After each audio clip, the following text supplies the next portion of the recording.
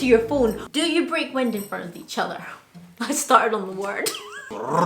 What is the hardest thing about being Muslim in the UK? Assalamu alaikum guys, what's going on? My name's Sufyan. My name's Amara. We are the X's and welcome back to the channel. I just bit my cheek. We almost didn't film this video. We almost had a little mini crisis because the baby hadn't moved. Wait, no, that's wrong. Yeah. The baby had moved. The baby had been moving every morning, evening, but we hadn't felt strong kicks in a while, so we were getting a bit worried. I guzzled loads of apple juice, everything, try and make that baby move. Sufyan was like speaking to her, like, come on baby, get it together. Went to hospital. Because the midwife's like, if anything changes, you have to go, you have to go. While we're in the waiting room, she gave me like 5 hard kicks. Yeah. I was like, yes!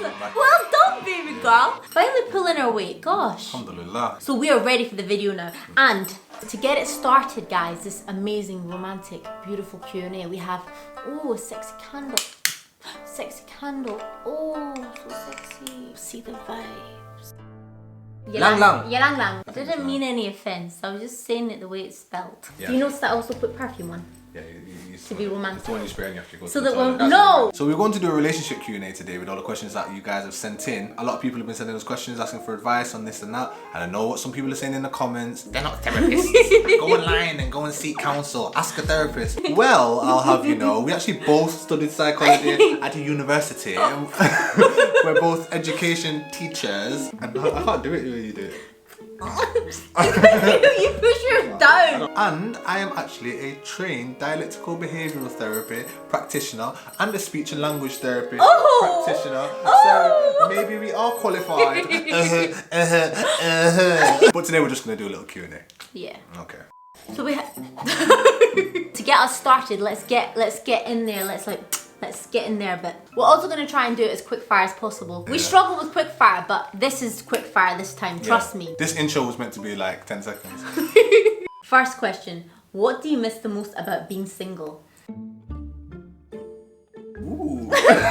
Can I say 2 things? Yeah, why do you look uncomfortable? What's going No, on? I'm just thinking. Maybe one thing is like I was always just shredded. What's that got to do with me? No, it's not to do with you. You're being single. Yeah. You're just ready. Everyone knows you get married, you get a bit comfortable. I'm still in nice nick, yeah? But I'm not like brrrr. The second thing is I have to think before I speak. Okay. Yeah, that's what it is. Oh, I thought you were saying it right now. No. I was like, you take your time No, to think. I have to think before I speak. Yeah, appreciate when you do No, that. it's Because when you didn't do that the first year of marriage, sometimes I got my feelings hurt. I think talking as a man and talking to an audience of men or talking to my boys or even just to my family, you can reference things and talk about things from certain perspectives and you don't have to think, oh well, will she take this the wrong way? I was a lot more uninhibited. That was like an inspirational guy, man. So that I like the way you are with me. I didn't have to censor as much. I love that you're just Well, it's sweet good, and it's lovely. good. Teaches you good adab, doesn't it? My thing is, basically, like, the only thing I can think of is, like, being on my double bed and having, like, food next to me and, like, watching a movie on the TV in my bedroom. It was a broke down TV, like angled against, like, my wardrobe. It wasn't, like, some nice fancy TV. Had a TV down on the floor, then I was on my bed, and then I had my snacks here. And I remember very often I used to fall asleep with my face in the food. Now, that isn't what I miss. It's the freedom to be so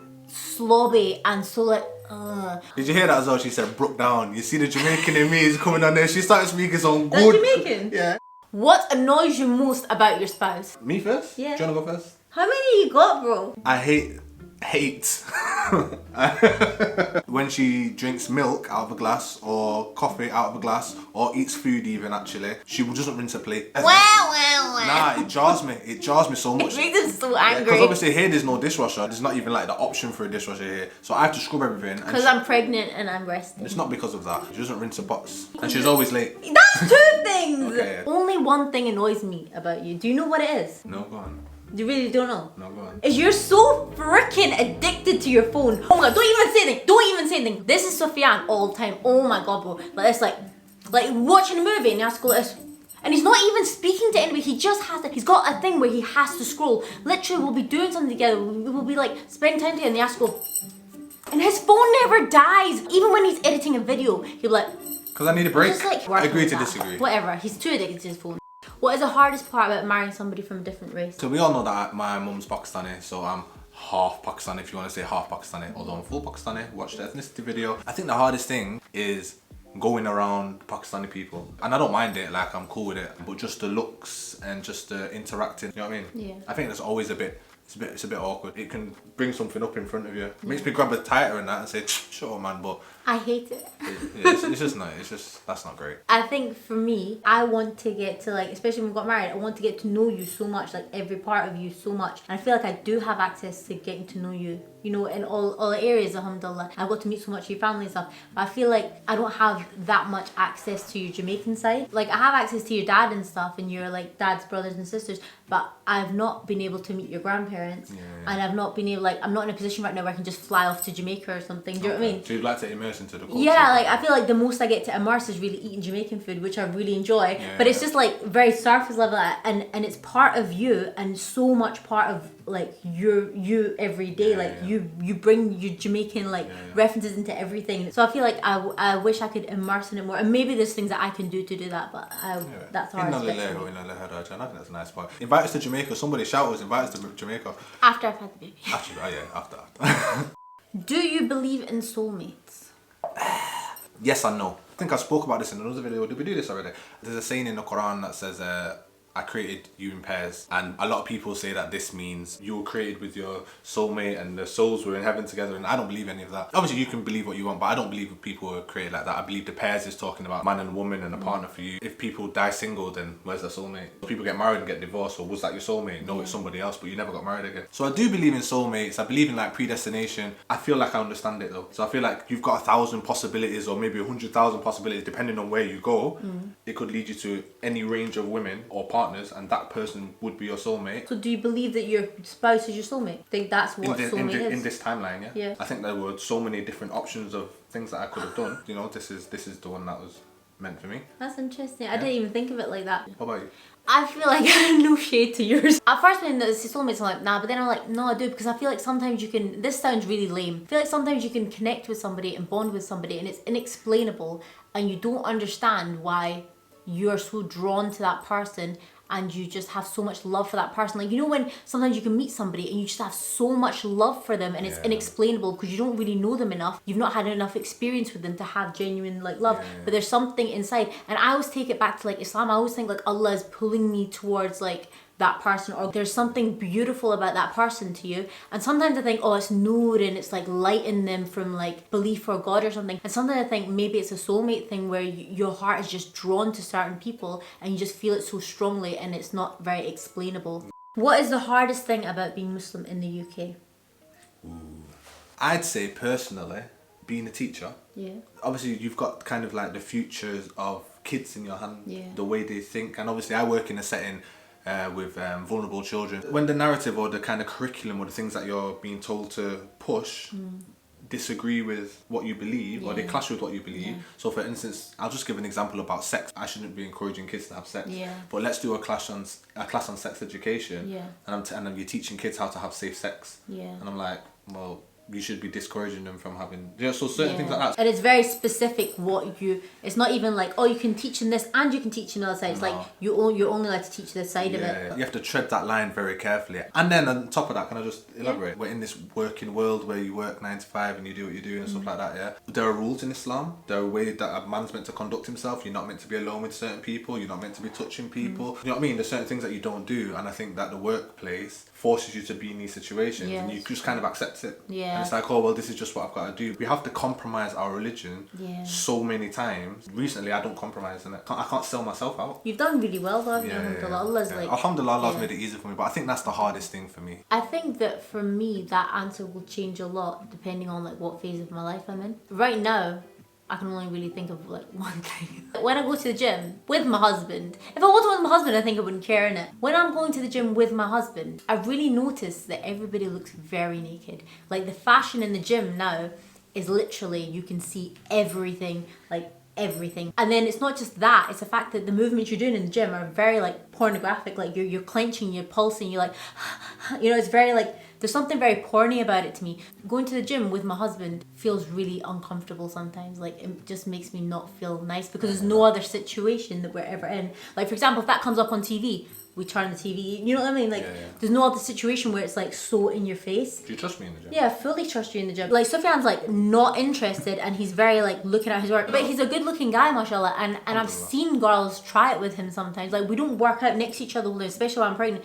And I've seen people try it with him sometimes, and it makes me uncomfortable that a girl that's working out around him might be doing extra flexes and extra things, trying to look extra naked in front of him to get his attention. And I trust he's not going to look. Like, I genuinely trust that he's not going to look. But it annoys me that she would try it. Do you know what I mean? The other thing is, one, we go to the gym together, and he's always like very like wanting me to go with Your him. mum goes to and the my gym. mum goes to the gym too with him. I literally go to the gym. I've not been for a while because I've dropped out of gym, but I go to the gym with my mother-in-law. So Yeah. maybe one day we'll get our own gym in our house. Yeah, that'd be really That'd cool. be nice.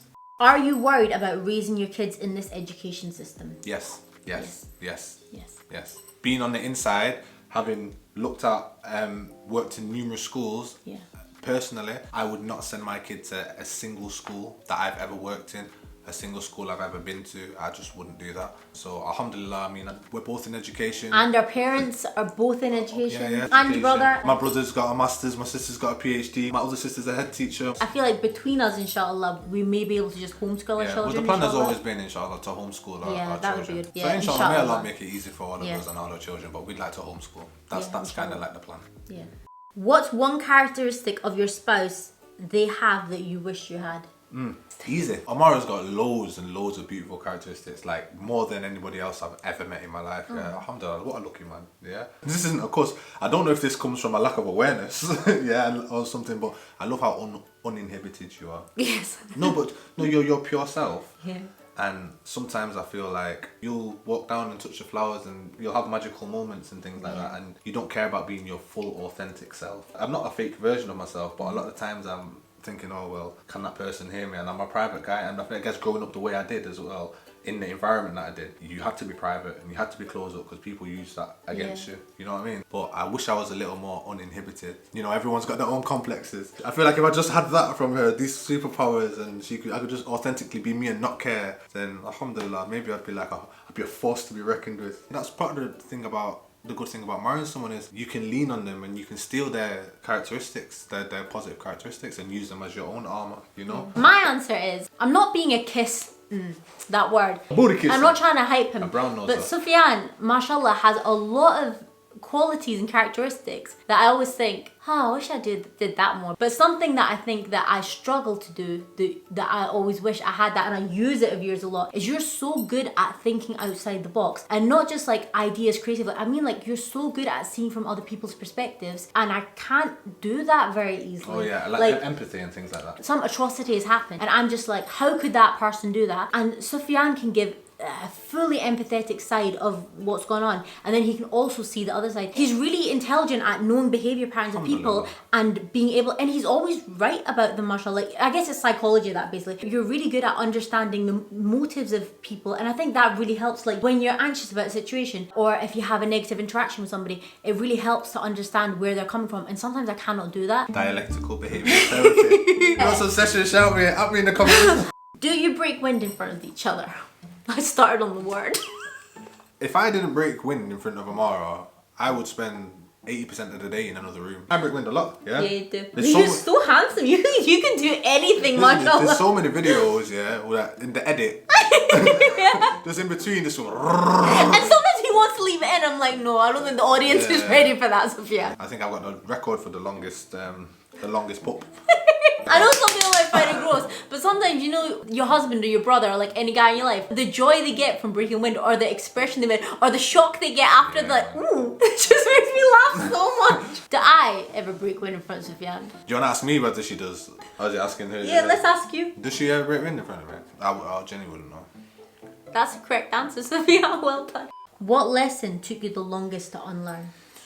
Deep. The lesson that took me the longest to unlearn is one of the things that I say to a lot of people. The voice in my head that was rebelling or doubting, telling me to make bad decisions or lacking confidence or critiquing myself or all of those things, that voice in my head did not belong to me. The hardest thing to unlearn, the voice in your head, the negative thoughts or the angry thoughts, that voice is not my voice. That is the shaitan. Like wholeheartedly, wallahi, hand on my heart, I swear on everything that is good to me, that voice is not your voice. that voice is the voice of the shaitan. And obviously may Allah always protect us, and I seek refuge in Allah from the shaitan. The same way I wouldn't let a man bully me. Yeah, you better go and do this and manipulate me and make me do something. I'd see it a mile off, innit? Any single negative thought that comes into my head, I'm like, well, that's not Yusuf, that's the shaitan. And why are you going to listen to him? And I really had to unlearn that, and I promise you, as soon as I unlearned that and viewed it like that, I became like the man that I wanted to be. So I'm becoming the man I want, because I'm in control of my emotions. Master your emotions, you master the world. They say that the greatest trick that the devil ever pulled was convincing everybody that he's not real. I say the greatest trick he ever pulled was convincing you that he is you. My number one piece of advice to anybody, is that voice in your head is not you. It's not you. And you think it's you. No, because look, I'm like this. These are my conditions. No, I can't go into that situation because. And you attribute these things to yourself, and you really believe it's you. The greatest trick he ever pulled was convincing you that he is you. That's the greatest thing. And you think it's you and it's not. And as soon as you can differentiate and distinguish between those things, you give all the power back to yourself. But hold on to that, please. If you ever listen to anything from me, please listen to that, because it's so true. It's so true. What lesson took me the longest to unlearn? I've had a lot of lessons in it. The biggest lesson to me was I used to be very free and very open, but with people. I don't mean about secrets and stuff, I mean like with myself. I let them have access to my full personality and my full self. If they asked anything, I'm very free, I'm an open book, you know what I mean? And I feel like it's not the thing of some people use that against you necessarily, but some people don't deserve to know so much about you or be so let in by you. I used to tell myself, oh, it's okay, I like to give it and it's not gonna harm me. But it does kind of, it takes something from you when you're so exposed. Do you know what I mean? I used to expose myself a lot like that, just because it was just my personality and I never thought there was any harm that came from it. But I think some people you do need to protect yourself a little bit from, and you do need to be a bit guarded. So I think the biggest lesson I had to learn was to guard myself a bit more, and just to be a bit more discerning between who I let in and what the level is of I let in, rather than just like whatever distance a person wants to come in, I'm open. You know, like I want to be like kind to them and stuff. It's not necessarily beneficial to do that. Yeah. Totally right. So that's the video, guys. Those are the questions. Yeah. Hope you enjoyed that. Baby's moving again. Yay! Keep moving. Well done. That's the video anyway. If you'd like to hear us answer any more questions, More quick fire questions. anything that you'd like us to answer, especially some relationship type questions, because you know we're qualified. Please put your questions in the comment section and we will do a video on that. Also, if you've got any other topics that you'd like us to cover or discuss, you know, feel free to suggest. We want you guys to have as much influence in the channel and guiding the content as we do. I think we should do mukbangs. Lots and lots of mukbangs. I'm so into food, guys. I love food so much. From you know your belly no bang and you know say your Such a mean song. My name's Sufyan. My name's Amara. We are the Exes, and assalamu alaikum wa rahmatullah. Can we press our faces together? Have you got makeup on? Yeah. No, because I'm clean. Hips. It's love. Okay.